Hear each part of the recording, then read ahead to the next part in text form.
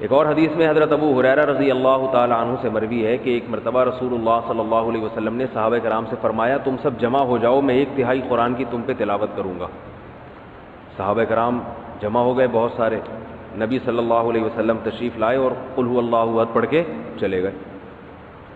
ایک صحابی نے عرض کیا، آپس میں بات چیت کی کہ بھائی اللہ کے نبی نے تو ہم سے کیا فرمایا تھا؟ 1/3 قرآن، اور میں یہ سمجھتا ہوں کہ یہ اللہ نے آسمان سے کوئی خبر دی تھی کہ نبی 1/3 قرآن پڑھیں گے، نبی نے اپنی طرف سے یہ کام نہیں کیا ہوگا، لیکن ہم پر تو 1/3 قرآن نہیں پڑھا۔ تو آپ صلی اللہ علیہ وسلم تشریف لائے اور فرمایا کہ سورہ اخلاص جو میں نے پڑھی ہے یہ 1/3 قرآن ہے، اتنی بڑی فضیلت ہے اس کی۔ اب علماء نے اس کے مطلب بیان کیے کہ 1/3 قرآن ہونے کا مطلب کیا ہے۔ دیکھنے میں تو 1/3 قرآن نہیں ہے نا، لیکن 1/3 قرآن کا مطلب کیا ہے؟ تو اس کے 2 مطلب بیان کیے گئے ہیں۔ اس لیے علماء کہتے ہیں جس نے 3 مرتبہ قل هو اللہ احد پڑھ لی اسے 1 قرآن کی تلاوت کا ثواب ملتا ہے۔ سمجھ رہے ہیں؟ جس شخص نے 3 مرتبہ قل هو اللہ احد پڑھی اسے 1 قرآن کی تلاوت کا ثواب۔ اب اس پر اشکال ہوتا ہے کہ 3 مرتبہ قل هو اللہ پڑھ کے جب 1 قرآن کی تلاوت کا ثواب مل رہا ہے تو الحمد سے لے کے والناس تک قرآن مجید پڑھنے کا فائدہ پھر کیا ہے؟ سوال ہی سمجھ میں نہیں آ رہا، جواب کہاں سے سمجھ میں آئے گا؟ جس قوم کی سمجھ میں سوال ہی نہیں آئے اس قوم کی سمجھ میں آ گیا سوال؟ آپ کی نہیں آیا؟ بھائی جب 3 دفعہ قل هو اللہ پڑھنے سے 1 قرآن کا، کیونکہ 1/3 ہے نا، 1/3 ہے، تو 3 دفعہ پڑھ لیں گے تو 1 قرآن ہو جائے گی، تو پھر الحمد سے لے کے والناس تک پڑھنے کی کیا ضرورت؟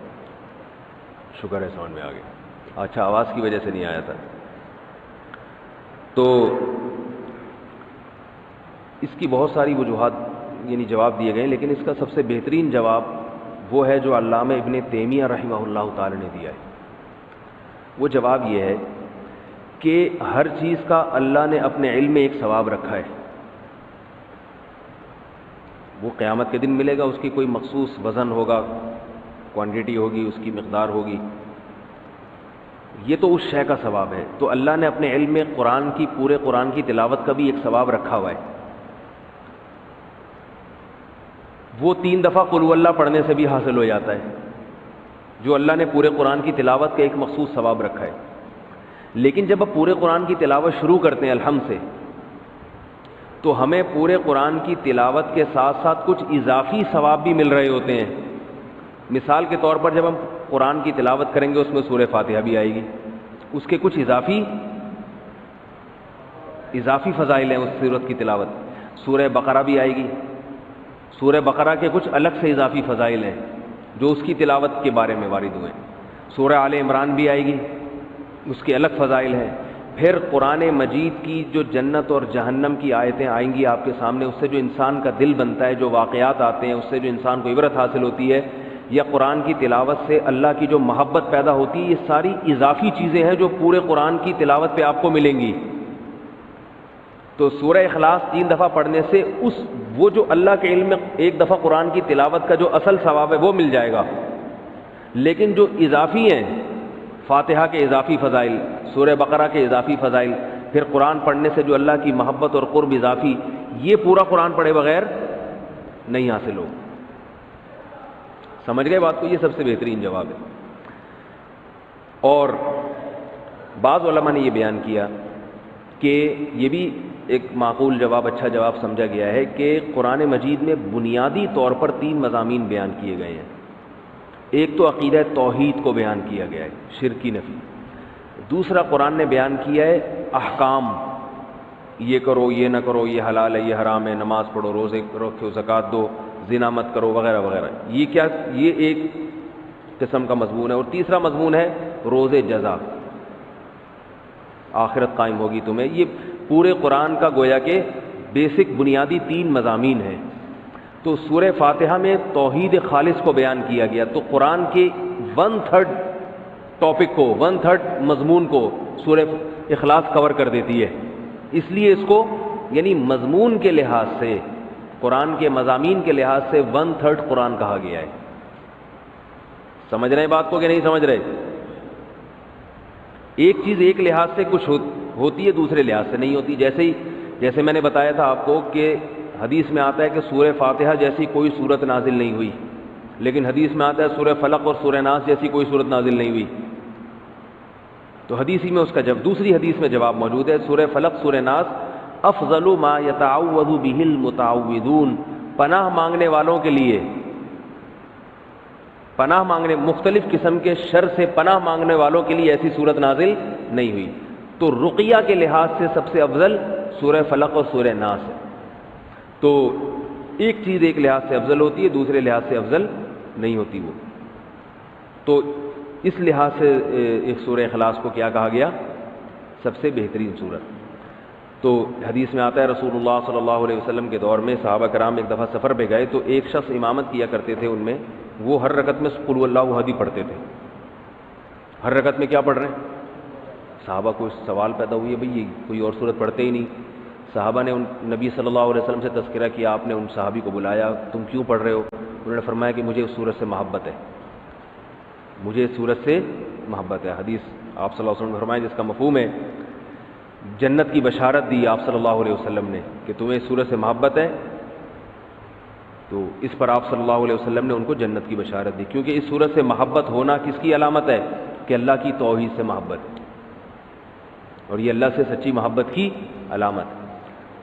تو اس لیے اگر کوئی ہر رکعت میں سورہ اخلاص پڑھتا ہے تو بھی ٹھیک ہے. البتہ نبی صلی اللہ علیہ وسلم کی جو عام سنت ہے وہ یہ کہ رکعتوں میں آپ الگ الگ صورتیں پڑھا کرتے تھے. اس لیے علماء کہتے ہیں کبھی جوش میں انسان نوافل میں ساری رکعتوں میں قل اللہ پڑھ لے جوش محبت میں، ٹھیک ہے، لیکن عام معمول اسی کا بنانا چاہیے جو نبی صلی اللہ علیہ وسلم کا اپنا معمول تھا. وہ کیا تھا کہ مختلف صورتوں میں مختلف رکعتوں میں مختلف صورتیں آپ صلی اللہ علیہ وسلم پڑھا کرتے تھے.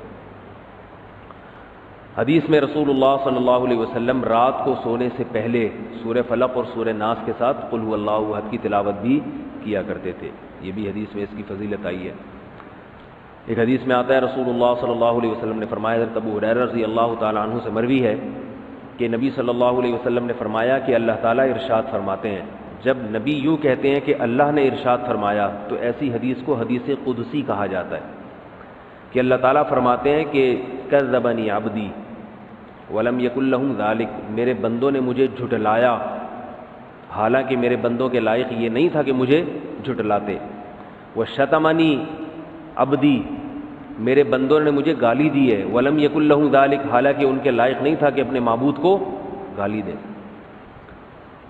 کیسے؟ پھر اللہ کے نبی فرماتے ہیں کہ اللہ تعالیٰ نے فرمایا کہ میرے بندوں نے کہا لن یعیدنی، میرے بندے نے کہا لن یعیدنی ابدا، اللہ مجھے دوبارہ زندہ نہیں کرے گا، کما بدأنی، جیسے پہلی مرتبہ پیدا کیا تھا. تو یہ مجھے جھٹلایا، حالانکہ جس نے پہلی مرتبہ پیدا کیا ہو اس کے لیے دوبارہ بنانا تو اور آسان ہوتا ہے. یہ اللہ کے الفاظ بتا رہا ہوں، نبی نے جو فرمائے. تو اللہ فرماتے ہیں کہ حالانکہ دوبارہ بنانا تو پہلی دفعہ سے بھی آسان. تو یہ میرے بندے مجھے جھٹلاتے ہیں، کہتے ہیں پہلی دفعہ تو بنایا مگر دوسری دفعہ نہیں بنا سکتا. اور شتمنی عبدی، اور میرے بندے نے مجھے گالی دی، ولم یکن لہ ذالک، حالانکہ اسے نہیں چاہیے تھا کہ مجھے، اس کے لیے لائق نہیں ہے کہ مجھے گالی دے. کیسے بھئی؟ اللہ کو تو کوئی بھی گالی نہیں دیتا. تو نبی نے فرمایا کہ اللہ تعالیٰ فرماتے ہیں کہ بندہ کہتا ہے اتخذ اللہ ولدا، اللہ نے اپنے لیے کسی کو بیٹا بنا لیا ہے. جیسے عیسائی کہتے ہیں اللہ نے حضرت عیسیٰ کو بیٹا بنا لیا، تو اللہ کیا کہتے ہیں؟ یہ مجھے میرے بندے نے گالی دی ہے. اس صورت کا شان نزول بھی یہی ہے کہ بنیادی طور پر جو اس صورت میں جو سمجھایا گیا ہے یہود و نصارہ کے عقیدے کی نفی ہے. عیسائی کہتے ہیں کہ حضرت عیسیٰ ابن مریم اللہ کے بیٹے ہیں.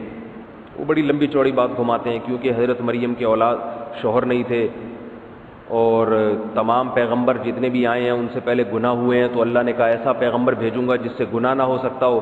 تو اللہ ہی نے اپنے کلمے کی شکل میں، اللہ ہی اپنے دوسرے جلوے میں آ گیا. عجیب عجیب باتیں کرتے ہیں. کبھی کہتے ہیں حضرت عیسیٰ اللہ کے بیٹے ہیں، کبھی کہتے ہیں اللہ نے ان کو بیٹا بنا لیا ہے. جنا تو نہیں ہے لیکن خود بیٹا بنا لیا اللہ نے ان کو. کبھی کہتے ہیں کہ اللہ حضرت عیسیٰ کے جلوے میں آیا ہے، حضرت عیسیٰ کی ذات میں اللہ نے، کبھی کہتے ہیں حلول کیا ہوا ہے. تو مختلف عقیدے ان کے کسی ایک بات پہ ٹکتے نہیں ہیں. تو اللہ نے ان تمام باتوں کی نفی کر دی کہ نہ عیسیٰ ابن مریم اللہ کے بیٹے ہیں، کیونکہ اللہ نے کسی کو جنا نہیں، اور نہ اللہ نے کسی کو اپنا بیٹا بنایا ہے، اور نہ عیسیٰ ابن مریم اللہ جیسے ہیں۔ وہ کہتے ہیں نا تین خدا میں سے ایک عیسیٰ ہیں، تو کوئی اللہ جیسا نہیں ہے، خدا نہیں ہے، سب مخلوق ہیں اللہ تعالیٰ کی۔ تو عیسائیوں کے نظریے کی نفی ہے۔ اس صورت کا شان نزول یہ ہے کہ ایک مرتبہ یہود و نصارہ کا ایک وفد رسول اللہ صلی اللہ علیہ وسلم کے پاس، یہود کا ایک وفد آیا اور رسول اللہ صلی اللہ علیہ وسلم سے کہنے لگا صف لنا ربک، کہ آپ ہم سے ہمارے رب کی اوصاف بیان کریں۔ یہودیوں کا شاید یہ خیال تھا کہ تورات میں تو لکھا ہے کہ اللہ جیسا کوئی بھی نہیں ہے، اگر یہ جھوٹے نبی ہوں گے تو غلط صفات بیان کرنا شروع کر دیں گے، بھئی وہ ایسا ہے، وہ اس طرح ہے۔ تو یہودی کہنے لگے کہ آپ بتائیے کہ اللہ تعالیٰ کی جنس کیا ہے، مرد ہے یا عورت ہے، اور کس چیز سے بنایا گیا ہے، کس چیز سے بنایا گیا، من الذهب ام من الفضة ام من النحاس، سونے کا بنا ہوا ہے، چاندی کا بنا ہوا ہے یا پیتل کا بنا ہوا ہے، ہمارا جو رب ہے جس میٹر سے بنا ہے وہ میٹر کون سا ہے۔ تو اس پہ یہ صورت نازل ہوئی، اللہ احد اللہ الصمد، بے نیاز ہے، لم یلد ولم یولد، نہ جنا گیا اور اس کا کوئی ہم پلہ نہیں ہے۔ جب ہم پلہ نہیں ہے، لیس کمثلہ شیء، جب اس جیسا کوئی ہے ہی نہیں ہے تو سونے یا چاندی یا پیتل سے مثال ممکن نہیں ہے، کیونکہ یہ تو مخلوق کی مثالیں ہیں۔ اللہ مخلوق سے بالکل الگ ہے، ماورا ہے، ہماری عقلوں سے بالا تر ہے، تو اس کے پیتل مثال میں پیش کرنا، سونا مثال میں پیش کرنا یہ ممکن نہیں ہے۔ ایک روایت میں آتا ہے کہ مشرکین نے کہا، مشرکین مکہ جو تھے نا وہ نسب کی بڑی بحث کیا کرتے تھے، نسب، کہ اس کا نسب کیا ہے، اس کا نسب کیا ہے۔ تو انہوں نے کہا کہ اے محمد آپ اللہ تعالیٰ کا نسب بیان کریں کہ اللہ کا نسب کیا ہے۔ تو اس پہ یہ صورت نازل ہوئی، لم یلد ولم یولد، نہ اس نے کسی کو جنا نہ وہ کسی سے جنا گیا، اس کا کوئی نسب نہیں ہے۔ الاول سب سے پہلے ہے اور سب سے آخر، یعنی ہمیشہ سے ہے اور ہمیشہ رہے گا۔ تو توحید کا مضمون اس میں بیان کیا گیا۔